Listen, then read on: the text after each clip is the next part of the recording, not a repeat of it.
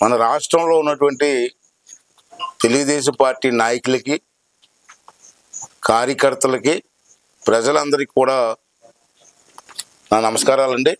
ఇదిగో విన్నపం చేయదలుచుకున్నాను. ముఖ్యమైన విన్నపం ఇది. ఈవేళ రాష్ట్రంలో ఎన్నికలు ఏ విధంగా జరిగి చూశారు. ప్రజలు మంచి తీర్పు ఇచ్చారు. ఆ తీర్పుని గౌరవించాలి, మనం గౌరవిద్దాం. మీరందరూ కూడా ఎంతో ఉత్సాహంగా ఉన్నారు, హుషారుగా ఉన్నారు. నేను జారిపడడం చూశాను. ఇంచేతున్నారంటే హుషారుగా ఉన్నారంటే రాష్ట్రంలో తగలబడిపోయింది. ఎన్నో హింసించారు. పోలీసుల దగ్గర నుంచి అందరూ కూడా నానా కేసులు పెట్టి హింసించారు. ఎంతో మందిని చంపేశారు. నాలాంటి వాళ్ళ మీద ఎంతో మంది మీద కేసులు పెట్టారు. కొంతమందిని అయితే ఇంటింటికి వెళ్ళి చంపేశారు కూడా. దౌర్జన్యాలు చేశారు, ఇల్లులు తగలబెట్టారు. ఎస్సీ, బీసీ, ఎస్టీ అని చూడకుండా అనేక కేసులు పెట్టారు. ఆ బాధ మనకుంది, మీ అందరికీ బాధ ఉంది, నేను కాదన్నాం. దాన్ని ప్రతీకారం తీర్చుకోవాల్సిన అవసరం కూడా మనకుంది. తీర్చుకుందాం, అది చట్టపరంగా తీసుకుందాం. నేను వదిలిపెట్టను. చంద్రబాబు నాయుడు వదిలిపెట్టినా నేను వదలను. మన మీద ఎవరైతే కేసులు పెట్టారో, మన కార్యకర్తల మీద ఎవరైతే దౌర్జన్యం చేశారో వాళ్ళందరినీ కూడా కటకటాల పంపిస్తాం. అవసరమైతే వాళ్ళు చర్య తీసుకుంటారు. దాన్ని వదిలిపెట్టే ప్రసక్తి లేదు. ఎంత పెద్దోడైనా. విశాఖపట్నంలో భూములు దోపిడీ చేశారు. ఆ భూములు కూడా వదిలిపెట్టే ప్రసక్తి లేదు. ఎంత పెద్దోడైనా, ఐఏఎస్ ఆఫీసర్ అయినా, ఎవడైనా ప్రభుత్వ భూముల్ని, ప్రజల ఆస్తుల్ని ఎంత విచ్చలవిడి దోపిడీ చేశాడో ఆ సైకోగాడు రెడ్డిగాడు ఒకటి ఉన్నాడు, విజయసాయి రెడ్డి. ఆన్ని కూడా వదలలేను.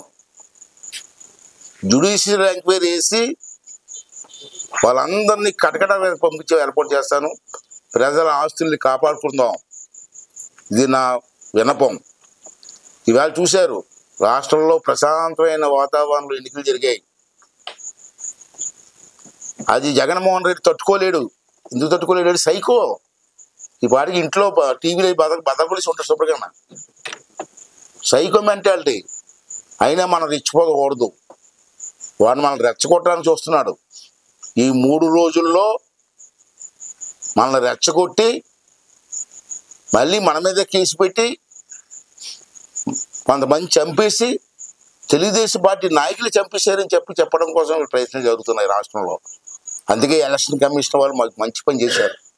6వ తారీఖు వరకు ఈ ఎన్నికల విషయంలో ఊరేగింపులు కానీ, మందుగుని సామాను కాల్చడం కానీ, సభలు కానీ, ర్యాలీలు కానీ ఏం చేయకూడదని చెప్పి ఒక ఉత్తర్వులు ఇచ్చారు. అది మన కోసం ఇచ్చారు, మనకు వ్యతిరేకంగా కాదు, రాష్ట్రం కోసం ఇచ్చారు.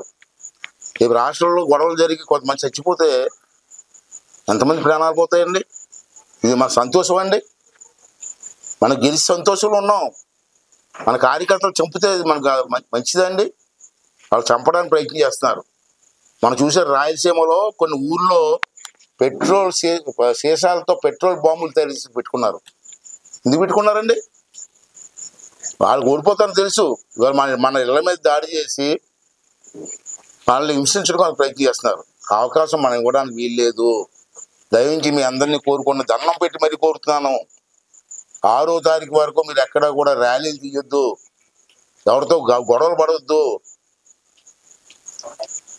దయించి ఎక్కడా కూడా మందుగుని సామాను కాల్చొద్దు, సభలు పెట్టొద్దు. రేపు 9వ తారీఖు చంద్రబాబు నాయుడు గారు ముఖ్యమంత్రిగా ప్రమాణ స్వీకారం చేస్తున్నారు. అప్పుడు వరకు ఒప్పుకు పట్టండి. ప్రమాణ స్వీకారం జరిగిన వెంటనే what is Chandrababu Naidu, what is cabinet అని చెప్పి చూపించే బాధ్యత మేము తీసుకుంటామని చెప్పి ఈ సందర్భంగా మనం చేస్తున్నాను. అంటే ప్రజలందరూ కూడా సహనంతో దయించి ఓపికగా ఉండండి. మంచి అవకాశం ఇచ్చారు ప్రజలు మనకి. ఎప్పుడు లేని మెజార్టీ ఇచ్చారు.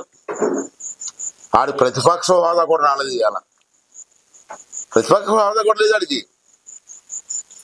అదే అంటాను, ఇప్పుడు కూడా తప్పు చేసిన వాడు దేవుడు క్షమించడండి. అసెంబ్లీలో చంద్రబాబు నాయుడు గారిని వాళ్ళ ఆవిడ్ని తిట్లు మర్చిపోతారు జనం. ఆ రోజు చంద్రబాబు గారిని వాళ్ళ ఆవిడ్ని తిట్లు, ఆ శాపమే ఈరోజు జగన్మోహన్ రెడ్డికి ఇటువంటి గతి పట్టిందన్న విషయాన్ని ప్రజలు కూడా గమనించవలసిన అవసరం ఉంది. భగవంతుడు ఉన్నాడు. మన దృష్టి అంతా ఒకటే, రాష్ట్రాన్ని బాగు చేయడం, ప్రజలకు అండగా ఉండడం, ప్రజలకు మేలు చేయడం. అని చెప్పి ప్రజలందరినీ కార్యకర్తలందరినీ కూడా సహనం వహించండి, తొందరపడద్దు.